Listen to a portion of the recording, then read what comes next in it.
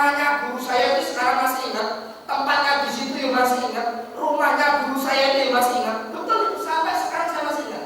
Kalau yang lainnya saya sudah lupa lah banyak tempatnya kan. Belalahnya disuruh maju atau disuruh hafalan. Dari satu kelas itu yang hafal itu dulu cuma ya paling hanya 5, 6, 7, 8 anak aja. Enggak banyak sekali. Dari 40 siswa itu, yang lain itu banyak gagalnya. Salah satunya yang gagal adalah saya. Wah, saya itu orangnya nggak suka matematika ya kan. Dalamnya matematika di sini jadi perusahaan mau keriting apa ini begini. Masya Allah Gusti kan gitu. Yang nggak hafal, apa kata guru saya mau ramal maju. Saya bilang gitu, maju kan benar. Wah dihukum maju gitu. Begitu sudah hafalan selesai, yang pintar-pintar teman-teman saya yang matematikanya pintar itu udah pada dulu. Jadi saya bersama teman-teman yang dianggap goblok-goblok tadi itu maju kabeh. Guru saya itu langsung mengambil buku matematikanya. Buku matematikanya tebel banget saat itu. Betul saya ingat betul tebel banget itu. Dikau-kau nih. Belum sampai ke saya, bukunya merondol. Alhamdulillah orang itu saya kan begitu tuh. Tiba-tiba guru saya itu kurang akal. Guru kok naik buku teko lagi dilanjutin nak. Kemudian ditunjuk guru. Ya Allah, ternyata matematika itu memang medeni. Betul itu. Saya sampai hari ini masih ingat guru saya siapa, saya masih ingat. Ada pun guru-guru yang lain saya tidak terlalu ingat banget kan begitu. Gitu. Artinya apa? Anak-anak di usia 4 tahun ke atas apabila mendapati sebuah perangkat tertentu, maka anak itu akan mudah untuk mengingatnya. Maka dari sekali. Gitu. Baik, kita lanjutkan dulu karena kita masuk ke tempat nanti. Nah ini tadi ya. Berbeda jika kesalahan yang sama yang dilakukan oleh anak usia TK dan SD, maka cacat dan mata justru akan disematkan untuknya. Artinya kelucuan anak hilang, bahkan yang ada itu adalah kenakalan. Ya sudah. Nah tadi masih di bawah 4 tahun, melakukan kesalahan, oke, masih ditoleransi. Tapi begitu sudah 4 tahun ke atas, kalau dia melakukan kesalahan, maka sematannya itu parahnya mesti nakal. Padahal ini adalah kekeliruan yang fatal ini. Kekeliruan yang fatal. Baik, kita lanjutkan dulu. Ya, kita sekarang masuk pada status penting anak kita. Jadi ternyata anak kita itu ada status yang sangat luar biasa, yaitu 7 tahun pertama, kedua dan ketiga. Untuk 7 tahun pertama, maka anak kita itu harus kita perlakukan sebagai raja. Adapun kerajaannya apa namanya? Bermain, betul. Gitu. 7 tahun pertama anak kita itu wajib diperlakukan sebagai raja dan kerajaannya namanya bermain. Itu sudah. Maka nggak boleh kemudian kita tuh maksa anak-anak kita itu harus sampai seperti apa yang kita lakukan. Itu nggak boleh. Itu nggak boleh. Contoh sampai hari ini saya tidak memaksakan anak saya untuk sholat ke masjid. Tetapi setiap kali saya mau sholat ke masjid saya ajak. Gitu loh. Tapi saya tidak maksa, beda loh ya. Mengajak dan memaksa itu beda. Kalau memaksa, nangis diajak, wah sampai kemudian kita marah-marah bisa jadi. Kenapa? Karena saya tahu dia belum punya kewajiban untuk itu. Tapi setiap kali masuk adzan itu senantiasa, yuk sekarang kita berangkat ke masjid. Kadang-kadang karena saya tidak mau. Begitu tidak mau, saya pakai cara itu belum. Walaupun kadang-kadang sudah pakai perjanjian. Pokoknya nanti saya mau ke masjid, tapi tidak sholat, tidak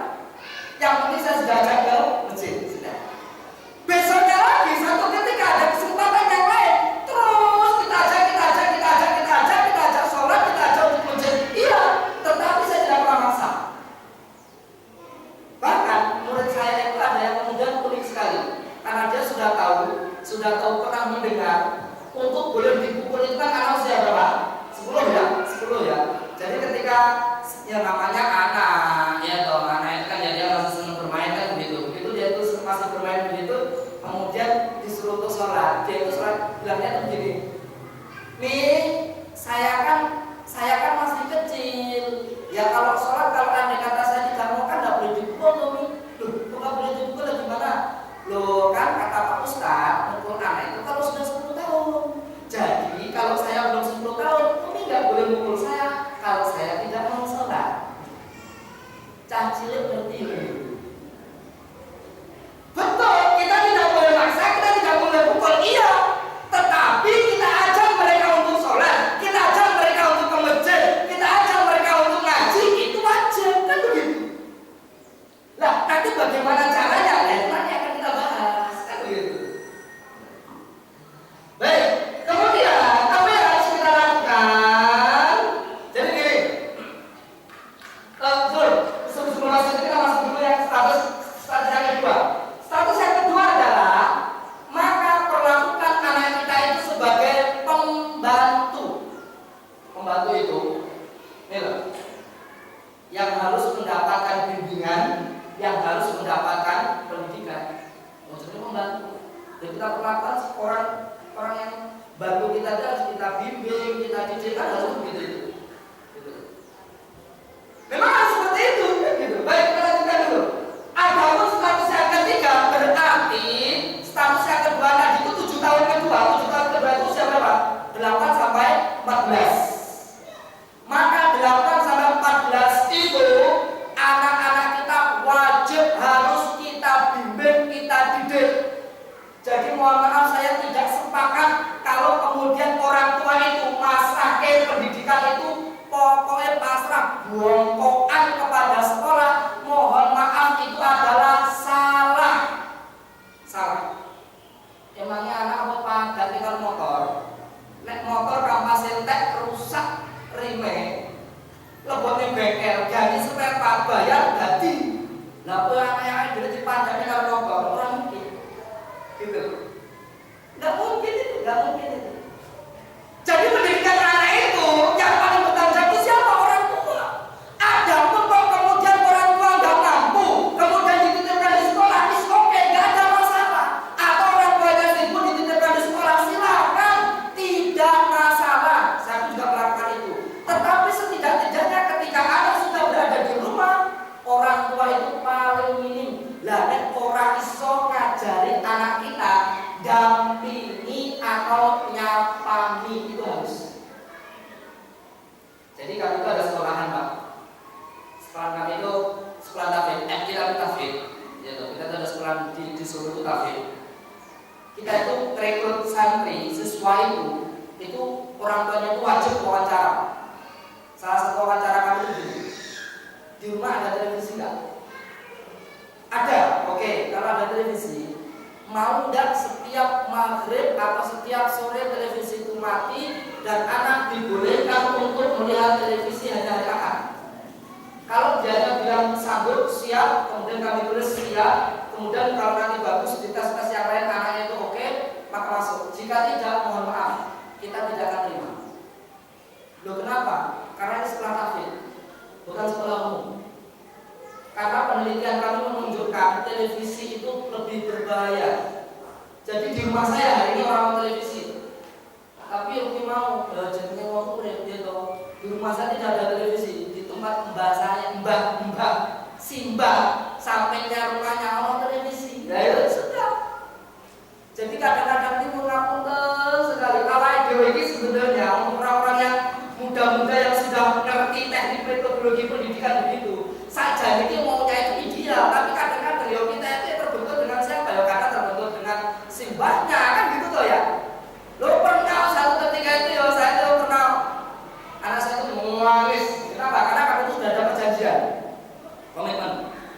Beli mainan hanya hari Minggu. Karena saya belum bisa mengangkat, di sekolahnya belum familiar. Familiarnya itu hari Minggu. Oke, nggak apa-apa. Setiap beli mainan hanya hari Minggu, perjanjiannya begitu itu.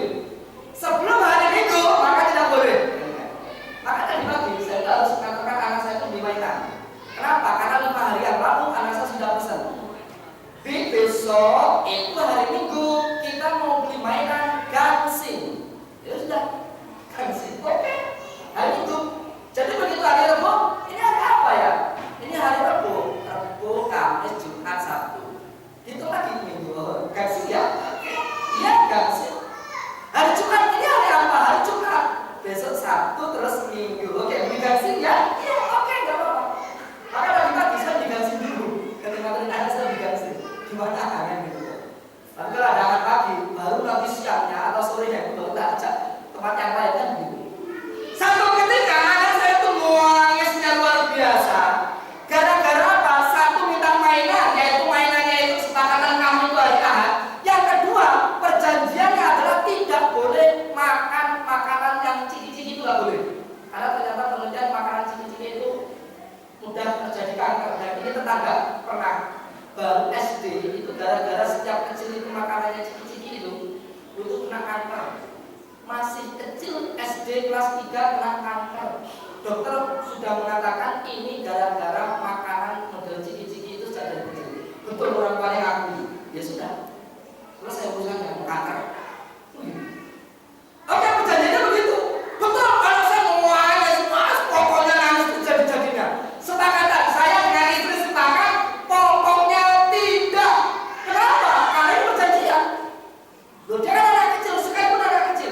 Kita akan belajar untuk komitmen itu. Kan gitu. Apa yang terjadi? Tiba-tiba simbahnya itu datang. Apa-apa, lah malah nangis-nangis kan gitu tuh ya. Yo jenenge bocah cilik ana simbahnya datang, ayo rumangsa duwe bola tuh ya. Itu minaka, mau minta mainan sama minta ini enggak boleh. Ya simbahnya yang belok. Emang iki megawe awan sore iki yo nggo sapa? Lek kan dua anake. Loh, ini masalahnya bukan masalah uang. Ini masalahnya itu komitmen kan begitu, ya toh? Ini tuh masalah pendidikan kan begitu. Mas kene-kene akhirnya apa? Dijak simbahe ya toh. Dijak nang warung, tuku mainan, mulai wujud gawa ngerentengi panganannya sak 8 menit dawa. Beliau jadi gendong karo ngomong laki rumah sang duwe bola, ya toh menang paling cara bahasa iso ngomong to. Delok menang aku to ngono ya. Ya Allah Gusti kan gitu tuh ya. Direwangi padu dhisik lah kok iso mbahnya itu kan begitu itu. Ya ini gara-gara apa? Gara-gara pendidikan apa? Gara-gara apa? Orang tua dan simbahnya ini orang kompak. Sama. Manakala di rumah kita ada televisi juga kadang tuh begitu. Oh, kemarin tuh ada wali murid yang belum sama kami. Ustaz, nah ini gimana ini kaitannya dengan program kami itu sudah komitmen Ustaz, kami itu komitmen dengan sekolah ini. Anak kami tidak ada nonton televisi setelah maghrib. Kenapa? Kami punya prinsip bakdo maghrib TV mati kudu ngaji. Sudah. Sama segitunya. Bahkan di Kadipiro, teman-teman kami yang itu KGDP itu, untuk sampai punya program itu di kampungnya itu kerjasama dengan RT-nya, datang ke masjidnya itu setiap maghrib di RT itu di lingkungan masjid itu setiap maghrib tidak boleh ada televisi yang nyala. Kecuali orang Nasrani, boleh silakan. Tapi untuk orang Islam tidak boleh disepakati. Kenapa? Kalau dia tidak mau ngaji ke masjid, wajib belajar. Sampai segitunya. Wah, itu untuk tegas banget itu RT-nya sama nama masjidnya itu bagus. Tapi itu tadi si orang tua tadi melakukan begitu, istrinya komitmen, bapaknya komitmen, tapi ternyata apa sih banyak lah ngadak gue nonton televisi orang lagi ya mau. Ya sudah, rusak mana di sana. Gitu. Jadi kalau begitu sekali lagi, didik anak itu orang iso berkawin dari dewean itu orang iso. Orang iso beribu itu, orang iso bapak itu, ya orang iso. Ya kudu sak kabeh, ya mbaknya, bapaknya, ibunya, bapak. Begitu itu. Baik, kita lanjutkan dulu. Ya. Inilah. Keluarga sebagai sekolah terbaik untuk anak-anak. Itu harus. Baik, kita lanjutkan dulu. Ini jamnya betul apa salah nih? Betul salah. Satu kalau sudah akan mengoceh begitu kadang-kadang lali jam. Baik, lanjutkan dulu ya. Nah, ini dia paradigma yang keliru. Ini ada paradigma yang keliru. Yaitu apa? Kebiasaan yang menurut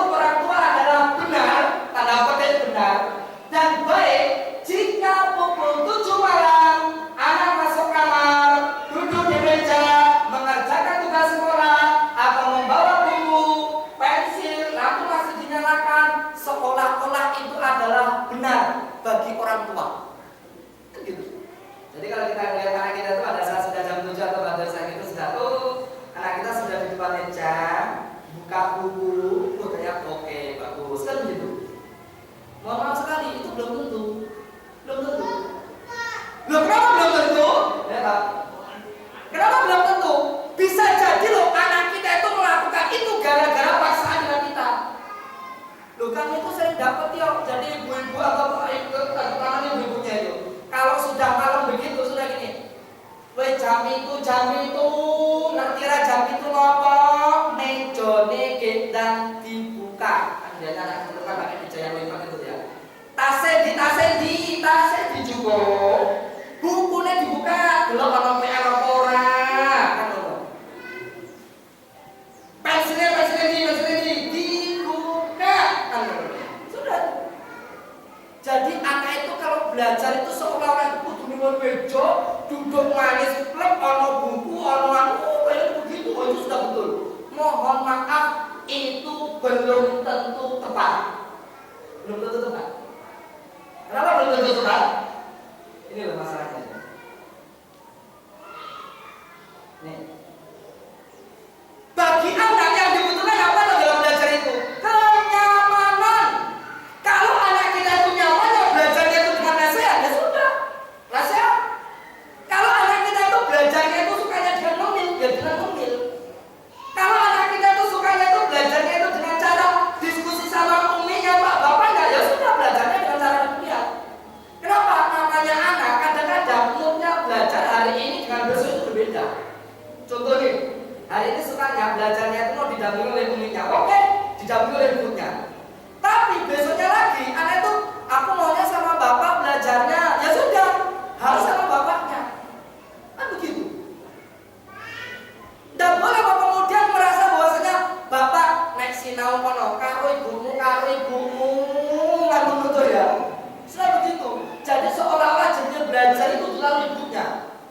Oh belum tentu. Kenapa? Yang dibutuhkan oleh seorang anak itu adalah kenyamanan. Bukan bagaimana caranya belajar itu bukan, belum tentu. Tapi kenyamanan dalam belajar ya. Baik. Lalu bagaimana cara mendapatkan solusi untuk solusinya lalu bagaimana? Yaitu kenali gaya belajar anak kita. Dengan cara apa? Satu, dialog. Tanyakan dulu, dia itu sukanya gaya belajarnya itu bagaimana sih kan gitu. Beda-beda, semua anak namanya belajar itu belum tentu nulis. Tapi ada orang yang belajarnya itu harus dengan nulis. Kalau gaya belajar saya nggak bisa kok kemudian kuliah ataupun kajian itu kok kemudian duduknya di belakang, kemudian mendengarkan dengan seksama, tangan saya pakai pena, kemudian ada buku, kemudian saya nulis begini. Mohon maaf, saya nggak bisa. Orang bakal masukkan di dalam otak saya nggak bisa. Tapi bagaimana cara saya belajar? Duduknya dengan ngarep, pembicaranya dosen saya tak kelilingi pokoknya tak makno. Wes, kok tak pandi ngomong tak rungokno, gaya itu tak makno ngantek dan rampung. Kalau sudah selesai itu baru masuk di otak saya. Maka saya nggak bisa kemudian suruh nulis itu nggak bisa, suruh lihat sampai nulis itu nggak bisa, sulit. Gitu. Artinya kalau anak kita itu gaya belajarnya itu lebih condong kepada audio, sukanya itu dengerin, maka saran saya gaya belajar anak kita itu ya pakai rekaman, pakai tip atau pakai sesuatu yang kaitannya dengan suara-suara itu lebih bagus. Gitu loh. Tapi kalau anak kita itu gaya belajarnya itu sukanya itu dengan melihat, maka saran saya jenengan memang harus banyak mengeluarkan banyak waktu apa? Buku-buku itu harus yang modelnya itu bergambar dan warna-warni itu lebih bagus. Gitu. Tapi kalau anak kita itu gaya belajarnya itu dengan cara banyak gerak, kalau dalam istilah psikologi apa?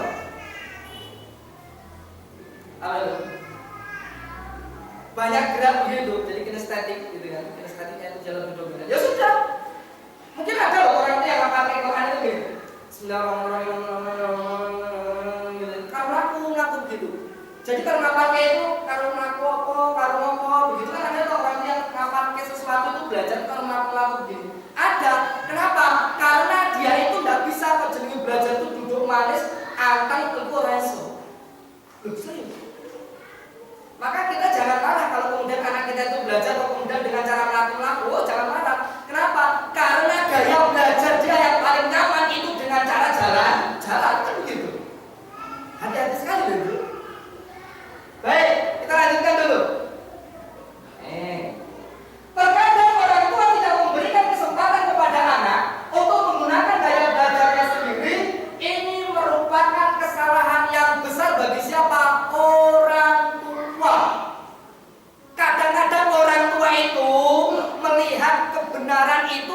kalau dia itu melakukan seperti apa yang kita inginkan, ini juga salah. Gitu. Ini berlaku untuk siapapun. Loh kenapa? Orang lain itu ya orang lain, kita adalah kita. Bahkan kami itu ya dapat itu ya di sebuah organisasi, di sebuah kemasyarakatan. Kadang-kadang ada loh orang itu, orang tua itu kadang-kadang juga ya orang tua ya siapapun begitu. Merasa bahwasanya benarnya itu apabila orang lain itu harus diikuti konsep saya, kan begitu. Itu salah. Saya juga tidak akan memaksakan kepada anak-anak didik saya, kepada teman-teman saya, kepada lembaga saya, itu teman-teman itu harus seperti kayak saya, itu tidak boleh. Loh kenapa? Kita masing-masing itu punya peran, gitu. Punya peran. Ada orang yang sukanya itu model kayak saya. Aku naik kerja duduk manis orang iso. Nggak bisa saya duduk manis, nggak bisa. Walaupun saya itu jadi sekretaris, kayaknya meja saya itu lebih banyak kosongnya daripada adanya. Loh kenapa? Karena kami itu kerjanya itu di jalan-jalanan begitu. Sudah. Gitu. Baik, kita lanjutkan dulu. Ya. Yang berikutnya lagi, pekerjaan rumah atau PR yang berlebihan terkadang justru menjadikan hubungan emosional anak dengan orang tua itu renggang. Itu juga jadi masalah. Nah kalau ini yang fatal itu ada di mana? Antara sekolah dengan orang tua itu orang matching. Sebuah penelitian menunjukkan PR, tahu PR loh, pekerjaan rumah dulu. Itu ternyata menjadikan hubungan orang tua dan anak itu orang matching. Orang apa jadi kalau istilah kita itu renggang. Buktinya jangan boleh cek. Nah anak kita itu sore kalau PR, apa yang dilakukan oleh ibunya atau apa yang dilakukan oleh orang tuanya, sederhana saja. Anak kita harus mengerjakan PR. Gelarahnya hari itu PR-nya itu telur. 3 PR-nya itu matematika, IPA, kalau PKN. Setiap PR, setiap mata pelajaran jumlahnya 20. Berarti malam itu harus kerjakan berapa? 9 soal. Guru deh, orang mudeng. Lah orang mudeng. Guru rumongso ada PR susah, anak itu kemudian kerjanya susah. Rumongso guru itu hebat, padahal itu guru sing ora bener. Kan begitu. Loh, kerjaan saya cuma ngoceh di depan guru-guru loh. Oh iya. Di Palembang, di Madiun, di beberapa tempat-tempat yang lain di Karanganyar, di Sragen. Yang ngapunten gawean saya itu ya cuma nyeramai ngoceh guru-guru. Kita kemudian kembangkan ada istilah itu adalah kurikulum berbasis Qurani. Jadi kami itu sampai hari ini sekolah kami itu juga nggak mau pakai buku yang miliknya kurikulum kami nggak mau. Kami buru-buru gawe dulu. Yang penting kaki dan kakinya itu sudah masuk, selesai, kan begitu. Masalah isinya itu terserah kami, kan begitu. Yang penting kompetensi dasar, kompetensi inti sebagai dasaran dari kurikulum itu sudah masuk. Kami buku buat sendiri, makanya guru kami itu harus membuat buku. Gak ada kok guru nyantai-nyantai gak pakai buku itu, mohon maaf sekali. Loh kenapa? Karena kita itu tahu apa yang harus kita berikan kepada anak kita itu tahu kan gitu. Itu ada caranya, tekniknya itu ada, kan gitu. Dan ternyata kembali lagi, PR itu ternyata membuat masalah kalau PR itu berlebihan.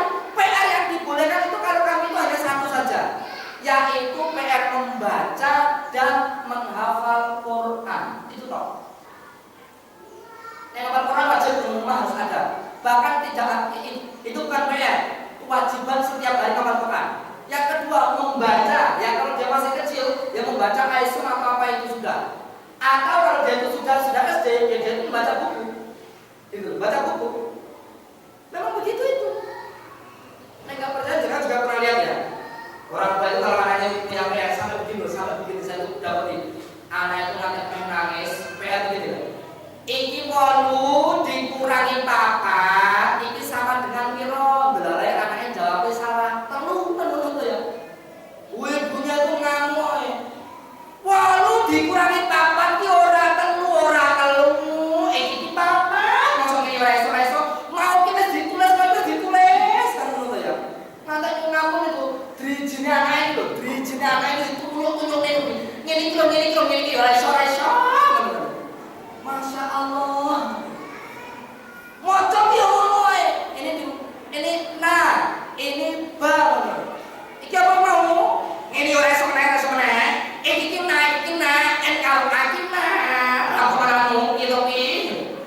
Masya Allah, jadi anaknya kerja apa di sini dengar membimbingnya nangis begitu ya. Corong patut awalnya jual so ibu itu tenan itu. Masya Allah, guru lagi ya salah, tuan lagi ya salah kan gitu lah kok. Kudu niki nek ono PR, iki yo kudu entuk 10. Nek ora entuk 10 sing isi ibu kan lho. Lah kok sore ono mulai yo ditakoki yo, PR untuk kita. Kan gitu ya.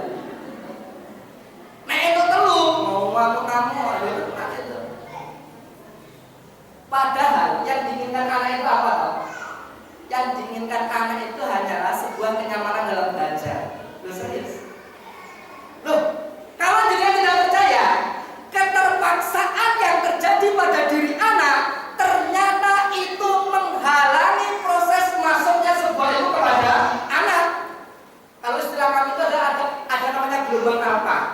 Gelombang alfa itu akan terbuka manakala dalam kondisi anak itu nyaman. Kalau sudah tidak nyaman, maka mohon maaf, orang perlu dengan mengajarkan, dengan mengajarkan anak apa jadi menyiar orang bakal melebu gitu nah. Serius itu.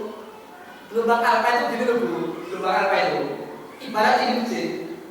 Gelombang alfa itu pintunya. Gitu loh. Nek pintu ini dikunci, ditutup. Lah kok nek jero kono apa nek jopo kono arep mlebu, sing mlebu 100 ora bakal siji pun bisa masuk gak mungkin. Lho ya. Kecuali sing cair cilik-cilik di selempet yang ning jendela paling paling. Ibaratnya kan. Tapi kalau gelombang alfa itu sudah terbuka, maka nanti semuanya bisa masuk. Loh, gelombang alfa itu kapan? Gelombang alfa itu adalah titik awal di mana seseorang itu mau menerima sesuatu, maka dia harus dibuka dulu. Kenyamanan, kalau istilah kita itu mudahnya itu gitu itu. Cara gambarkannya itu adalah nyaman. Makanya kalau anak-anak kita itu di PAUD begitu dia itu belum menerima pelajaran apa yang terjadi, apa yang dilakukan oleh gurunya, mesti nyanyi dulu, atau kemudian dia itu bersenang-senang dulu, atau kemudian dia itu membuat anak itu senang dulu. Itu namanya bukan gelombang apa itu gitu. Jadi kalau jenengan itu mengajarkan anak-anak jenengan untuk belajar, jadikan anak kita itu senang dulu. Tapi ora gampang.